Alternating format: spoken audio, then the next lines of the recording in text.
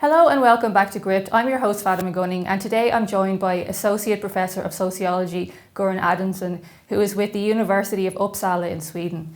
Professor, you've wrote a report called Multiculturalism in Flames about the state of Sweden now after some years of mass migration.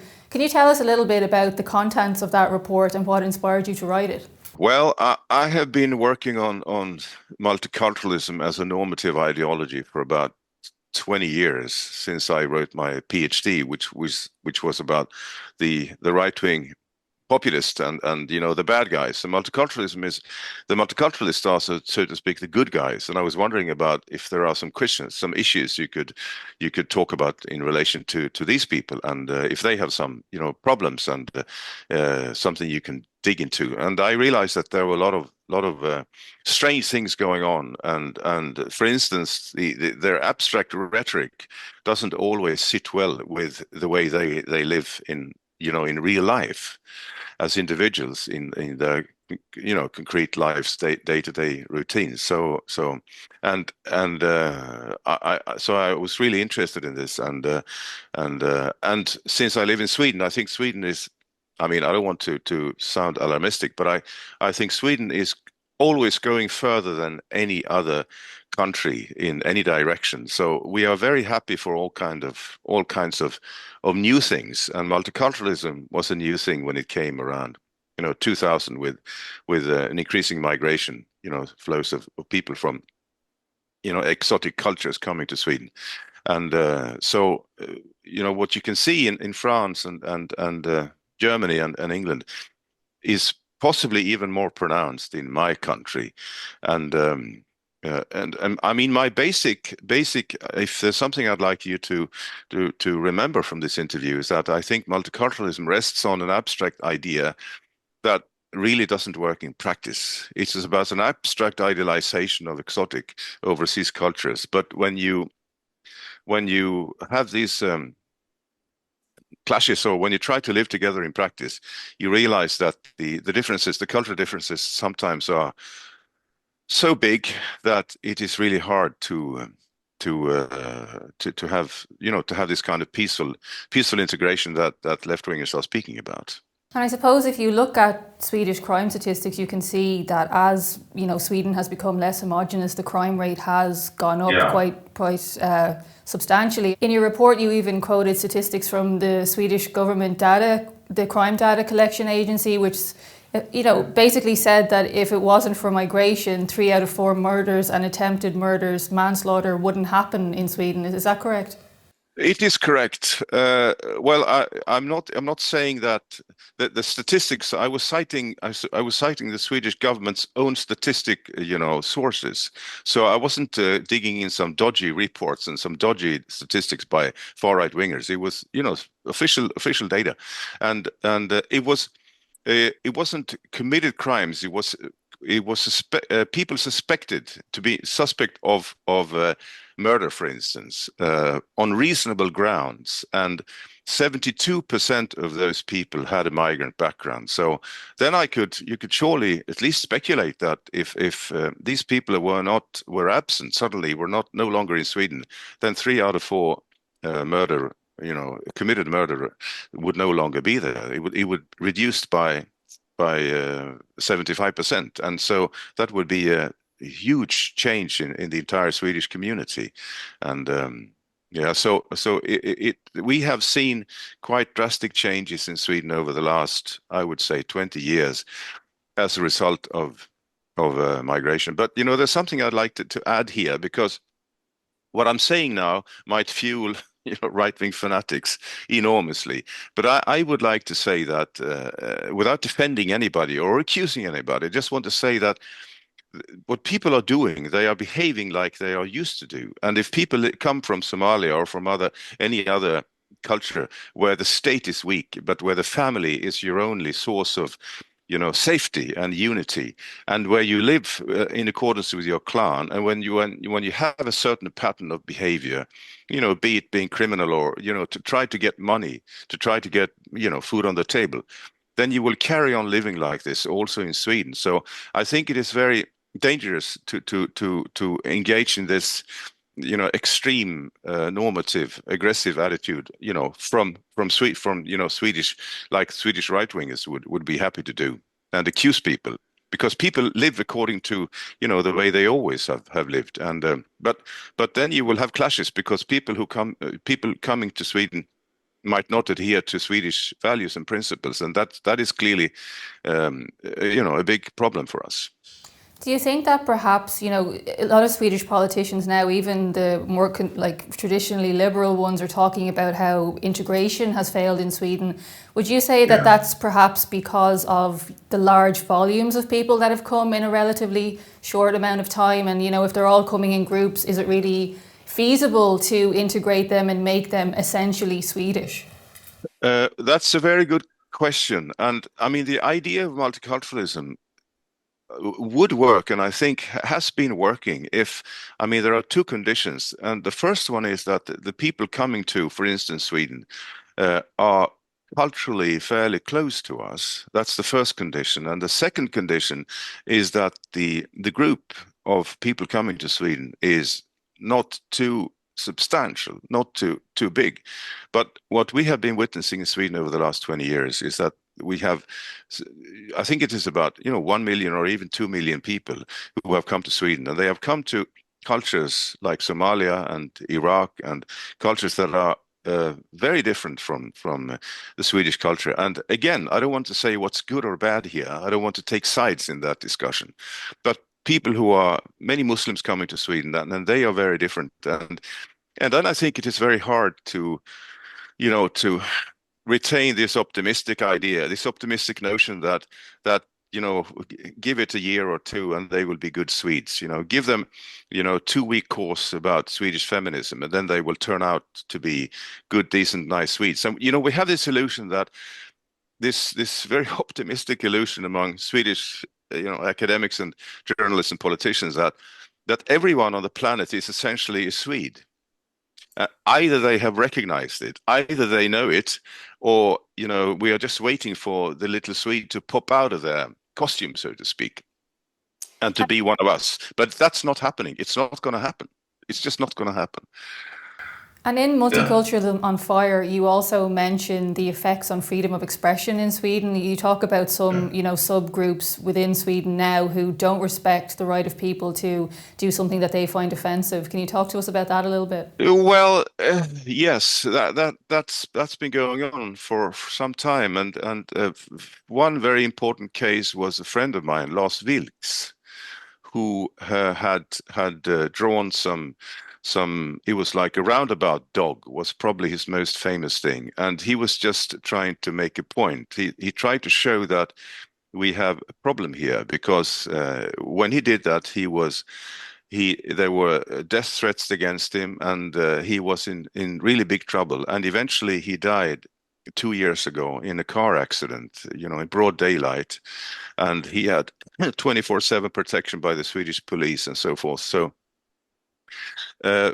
we're having this kind of tendency, and maybe the worst thing that is going on, I don't want to exaggerate things, but this is really dangerous. This is really the problem for us. Tragedy, I would say, is that we have a thing called self-censorship, and where people might walk about and say that everything is fine, but it's fine because they don't say anything. They don't try to defend freedom of speech by doing things, by speaking up, by saying what they ought to say.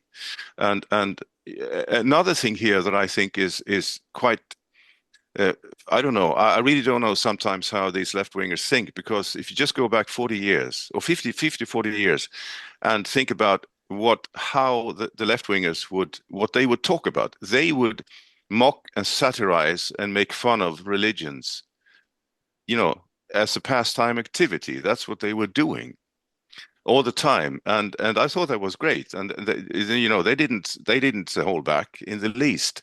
But now we have a completely different left-wing breed, who suddenly have become extremely cautious and concerned about you shouldn't humiliate, you should be modest, you shouldn't offend. And we all know it's a particular religion they are very cautious about. They are not cautious about Christianity. You can mock and satirize and make fun and mock, and abuse Christianity in Sweden, and every left-winger under the sun will applaud. But if you would try to make fun of Islam, unfortunately, you just can't. And the left-wingers are suddenly, they make a U-turn within a split second, and suddenly it is absolutely outrageous to abuse these poor people. So they have, and that's something I try to talk about a lot, the double standards around the left wing, among these left wing intellectuals. And I think it simply doesn't make sense. And but they have these double standards all the time when they talk about freedom of speech, for instance, or freedom of expression, or so. The situation is much worse than they seem to realize, because, and I want to underscore this, because of the self-censorship going on, for instance, in academia. And on the ground, I mean, I've been to Sweden several times, but only Stockholm. Like, I haven't seen places like Malmo, which you talk about in the report, have gone from being, I think you called it the pride of the South, from being a pretty prosperous shipping community to now being, I think, one of the poorest cities in Sweden. Is that correct? Malmö is, it looks like it's working and it's fine, but it's a very poor city. And if you would plug out, so to speak, the huge money transfers from Stockholm and Gothenburg, Malmö would go bust in a few weeks. At least that's what I've heard. And so Malmö simply cannot stand on its own legs. And but Malmö is somehow seen as by these, the left-leaning liberal elites and so forth, as a kind of as a good case of a successful integration and migration. But I don't think that's the case, because we have had quite unpleasant waves of crimes and shootings and hand grenades and so forth in Malmö. And so I mean, you shouldn't exaggerate it either, but the trend is clearly not in the right direction, I think. And many Swedes are leaving the city. And I mean, if you talk about the Jews, I know the rabbi in Malmö, and he said that within a year or two, we might no longer exist. We might have to close our little branch here in Malmö, and the official rhetoric among left wingers is, of course, that the reason why the Jews in Malmö eventually have to maybe to leave, to move somewhere else, is because of right-wing extremists and skinheads. But I think we can count today 68 skinheads, active skinheads in Sweden, and everybody knows that 68 skinheads cannot force Jews in Malmö or Jews anywhere to escape. Everybody knows that the problem comes from another source, namely from Palestinians and Muslims, who they are very open about it, about how they see Jews, but that's a huge discussion. And but it's very worrying for many reasons, not the least because of what's going on with the Jews in Malmö and elsewhere in Sweden. And I suppose there is, I think, a reluctance in the mainstream media to talk about this, because in Ireland, if I can use Ireland as a microcosm, most of our journalistic class are left leaning. So they self-report that they're left leaning.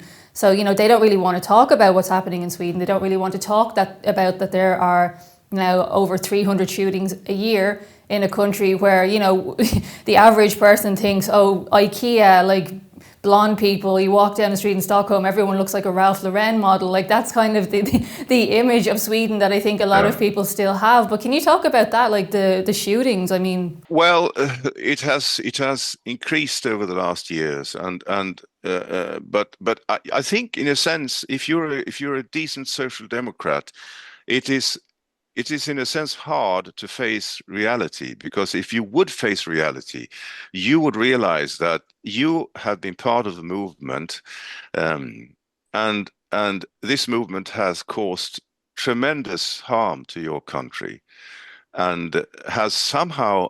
I mean, I sometimes, if you take a walk, and you can walk across graveyards, and then I see the names, and I see the occupations of what these people were doing, and some of these jobs no longer exist. But I always think that there were no diversity. If you look back 100 years, people were unified. They were all pulling gently, cautiously in the same direction towards a more modern, a safer, a more peaceful, better society, equality between men and women, and so forth. And now I mean, I'm really not part in this devastation. I actually try to counter it, but I still feel, a bit ashamed of what we are doing now, 2024. And if you're a social democrat, you have to keep lying to yourself, and you have to keep lying harder and harder and more, because if you would eventually, in the bathroom mirror,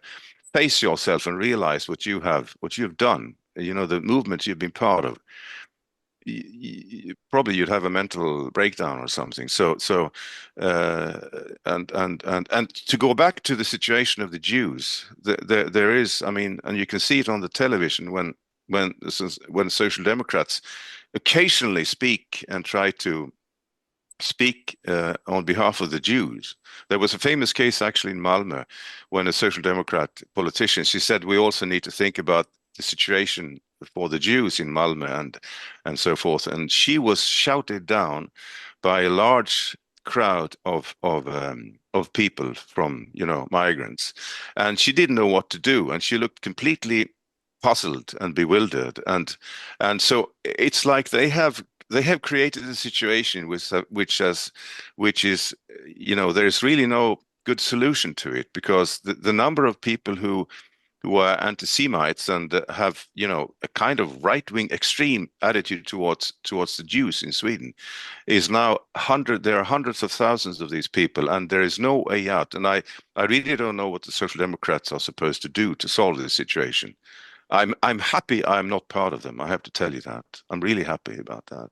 And in your report as well, you mentioned that, like migration isn't a bad thing, but it's also not automatically a good thing. And, I think we can say, broadly speaking, that there is an attitude, certainly among the Irish government and mainstream media, that migration can only ever be good. And, if you talk about any of the quite obvious drawbacks, well, you're a racist or you're far right. And, those kind of words are used to dismiss critical opinions, even from people who have a migrant background themselves. I mean, we're not here to say that, every migrant in Sweden is a criminal. Like, that's obviously not the case. But then when you do look at the numbers and you're seeing that, what is the exact figure that if you're from a migrant background, is it 3 times more likely to be a suspect in a criminal situation? I would say 2 times and up. It depends on the severity of the crime, and the more severe crime, the higher the over risk, so to speak. And you also need to distinguish between different types of migrants. I mean, there are migrants coming to Sweden, like from Vietnam and from Thailand, and these people have an over risk of 0.9. And if you know these things, that means that they have a likelihood to commit crime which is lower than for the Swede, which is 1. So, but if you come from parts of Africa, from Somalia and so forth, and the Middle East, the over risk can be 3 or even higher, and when it's about more serious crimes. But I'd like to touch upon something you just mentioned. This thing that you said, that of course you can't say that everyone who comes from other cultures are either good or bad, and that because that's like the strange mirror image that the multiculturalists are providing for us. Because if you're a racist, you would say automatically that every black person coming to Sweden is a bad thing, and we should avoid them. And which is, of course, a ridiculous, outrageous, and clearly racist thing to say, because it's an empirical thing. Most people coming from Africa are probably nice guys, we need to try to find out. But the multicultural mirror image of this is saying that everyone coming to Sweden is a nice person, and we should be fascinated by them, and they are enriching our culture, etc. So that's the stereotypical mirror image of the racist idea, where everyone coming to Sweden is bad, by saying that everyone coming to Sweden is good. And so the racists and the multiculturalists, they are, so to speak, playing some kind of stereotypical ping pong table tennis with each other, and none of them is right, and they are just, and so the truth is clearly in between. And but it's I think it's a very important image to keep in your mind. This image that the multiculturalists are the absolute mirror image of the racist, by saying that everyone coming to Sweden is a contribution, you know, like that, which is clearly not true. And I think one of the aspects of crime that is, obviously the shootings are shocking, and the child gang members who I believe the Danish government and authorities have suspected of travelling to Denmark to commit crimes too. But in terms of women and safety, it seems like Sweden's rape statistics have shot up a quite disturbing amount. Yeah, that is true. It has, but if you talk about rape figures, I think you could say that I think they have gone up, and I think they have actually gone up more than the statistics sometimes show. And the reason has to do with Me Too, because as a result of Me Too, not only rapes, but also, any kind of male, any kind of, when a man tries to approach a woman and with some kind of sensual ideas in mind, and it's been part of history since time immemorial, hasn't it? And women were sometimes, not only allowed, but sometimes advised to do something about it. And so suddenly I think the crime rate is skyrocketed, and so you could say that the rate of rapes from migrant groups somehow got lost in the Me Too, in the enormous amount of supposed rapes, but what might in fact only have been like men trying to approach women, and then women reacted, I would claim often excessively, by taking it to court and reporting things instead of just saying no please, just say no please. So I think that because the rape rate has been, by some people say that no, it actually went down, but I don't think it went down. It went down because it was lost in the huge tsunami of reports connected to Me Too, the Me Too movement.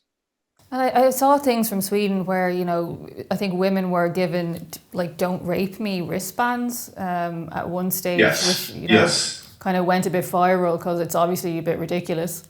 It's a bit ridiculous. Yeah. That's like the way that Swedish authorities are trying to deal with these things, as if someone who'd like to rape, as if a guy who'd like to rape a woman, if she shows this wristband, he would think, oh yeah, sorry about it. He wouldn't, of course, it's and that testifies to I would say lack of realism among certain Swedish politicians.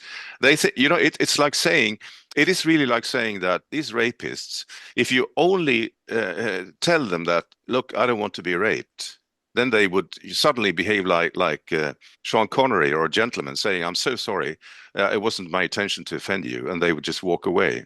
That's not.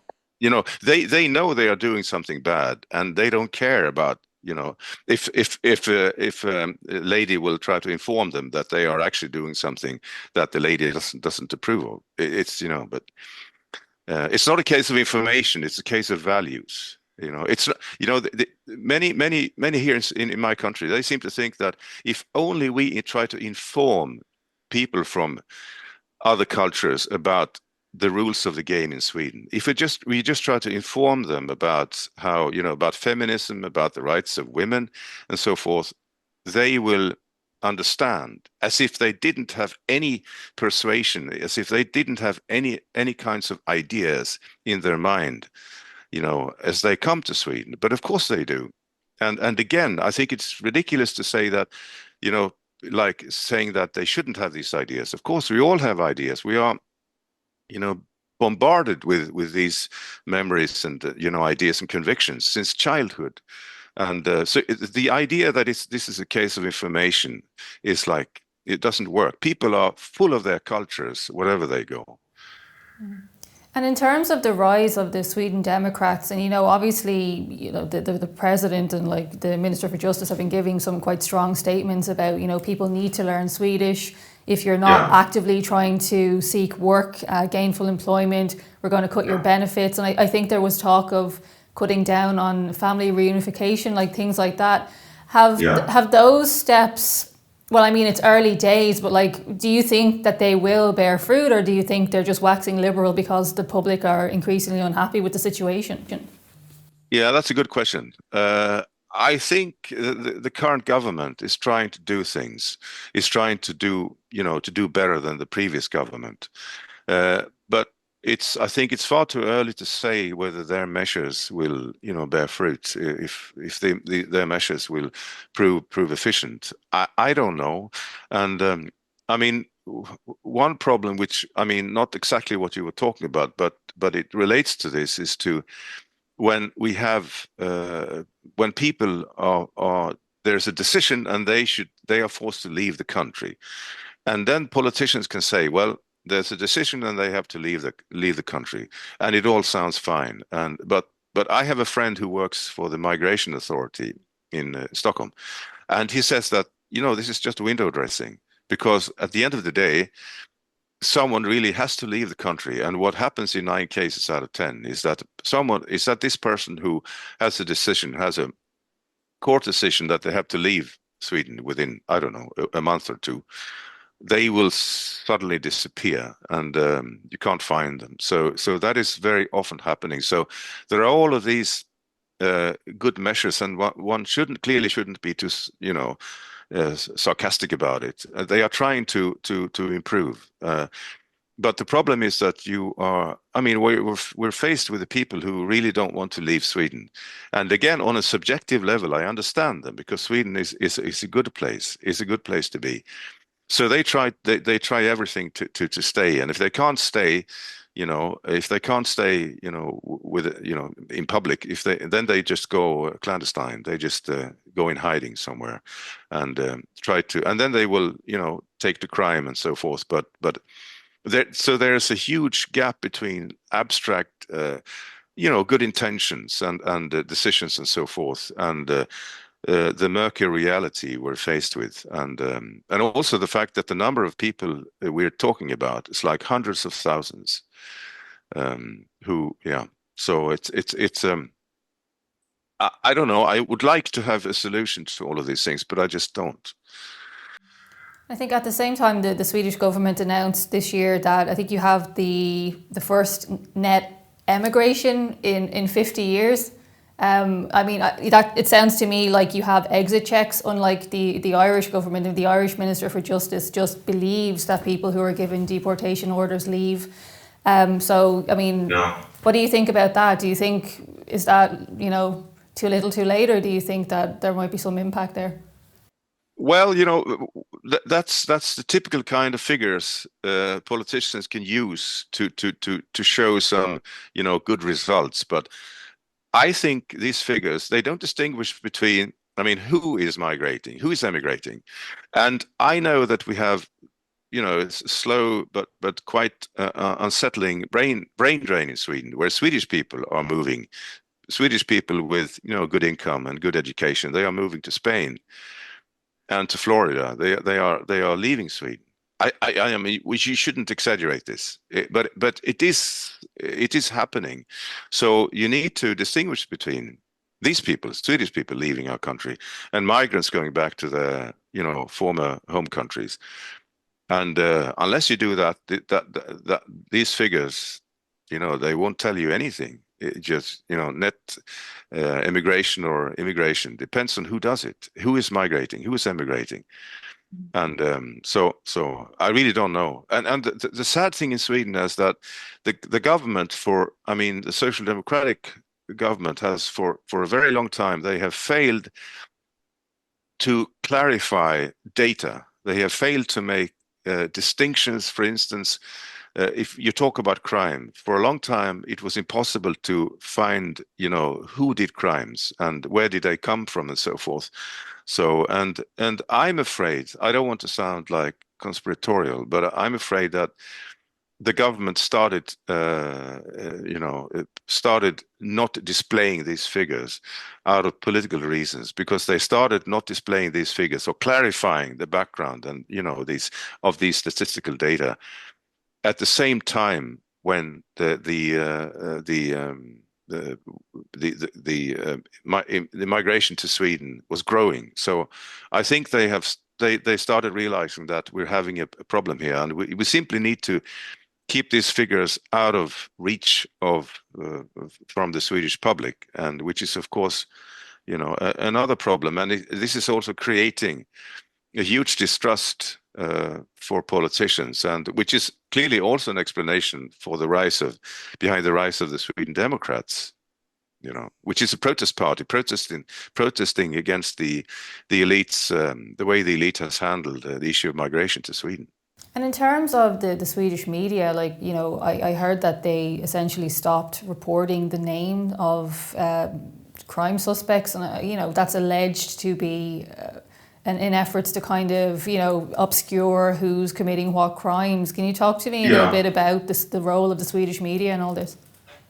Yes, I mean it has gone so far. I mean everybody in Sweden knows. Everybody, even people who are in favor of these measures, they know that when a newspaper does not put the name of a criminal, it is likely to be a migrant, and even more so when a migrant has committed a crime, a migrant who has a Swedish citizenship, they often say a Swede, or a Swede from Härnösand, or a Swede from Botkyrka, which gives the impression that this is a native Swede, someone with parents who have lived in Sweden for generations. And I think you have to say, without being sarcastic about it, that there is something going on about the whole situation from by the media, because they seem to be very, very happy to try to tie criminal activities to Swedes or to Sweden, or to imply that there is a Swedish person behind it. But as I said, everybody knows that this is just, I mean, when they write like this, we know it is most likely a migrant who is behind it. And so I think that's a very sad thing. So when people are reading these, the big newspapers like Dagens Nyheter and Svenska Dagbladet, you do it, and you realize that sometimes you need to realize that what they say is not the truth. You need to understand that there are all these things in between, and which is, I think, a very tragic development, because these newspapers, I actually wrote about this today, actually, Dagens Nyheter used to be a fabulous left liberal newspaper. I was reading it like ferociously when I was a teenager and during my, during the 80s. But it has completely crashed in terms of its quality, and become completely woke and PC and anti-intellectual. So now I had the opportunity to criticize Dagens Nyheter, which is pleasant. But it used to be fabulous, and also other newspapers, also some conservative newspapers like Svenska Dagbladet, which used to be marvelous and very serious. And conservative has been taken over by the woke crowd, I think, and young radical journalists. So it's a sad development when you look at the media in Sweden. If any of our viewers would like to follow you and access your work, where can they do that? Well, they can follow me on Twitter. I have a Twitter account, or an X account. They can just go in there and have a look. Okay, thank you so much for joining us. Thank you so much for having me.